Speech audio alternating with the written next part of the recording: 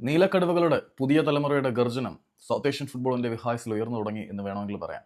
ഏതായാലും ഈ ഒരു ടൂർണമെന്റിൽ സാഫ് ഫുട്ബോൾ ചാമ്പ്യൻഷിപ്പിന്റെ ഈ ഒരു ടൂർണമെന്റിൽ ഉടനീളം വളരെ മികച്ച പ്രകടനം കാഴ്ചവെച്ചുകൊണ്ടാണ് ഇന്ത്യൻ അണ്ടർ-19 ടീം ഫൈനലിലേക്ക് എത്തിയത്.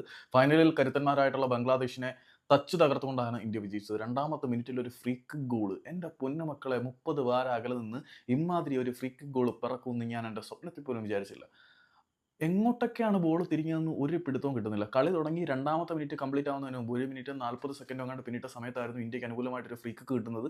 ആ ഒരു ഫ്രീ കിക്ക് എടുക്കുന്ന സമയത്ത് ബംഗ്ലാദേശിന്റെ ഡിഫൻസീവ് ആളും ഇന്ത്യയുടെ, അതായത് ആ ഒരു ഫ്രീ കിക്ക് ആന്റിസിപ്പേറ്റ് ചെയ്യാൻ നിന്ന ടീമും ഗോളിയും എല്ലാം സ്തബ്ധരാവുന്ന തരത്തിൽ വായുവിൽ 2 തവണ ഗതി മാറി അത് ഗോൾ വലയിലേക്ക് വളഞ്ഞിറങ്ങിയപ്പം അക്ഷരാർത്ഥത്തിൽ ഇന്ത്യൻ ഫുട്ബോൾ പ്രേമികൾ എല്ലാവരും മൂക്കത്ത് വിരൽ വെച്ചു. ബംഗ്ലാദേശിന്റെ ഗോൾ കീപ്പർ തന്നെ ആ ഗോൾ കണ്ട് അമ്പരന്ന് പോയിട്ടുണ്ടായിരിക്കും. പിന്നീട് ബംഗ്ലാദേശ് ഒരു ഗോൾ തിരിച്ചടിച്ചു. പെനാൽറ്റി സ്പോട്ട് കിക്കിലേക്ക് കാര്യങ്ങൾ എത്തി. 4-3 എന്ന സ്കോറിൽ ഇന്ത്യ വിജയിക്കുകയും ചെയ്തിട്ടുണ്ട്. അതും നമുക്ക് സന്തോഷം നൽകുന്ന കാര്യമാണ്.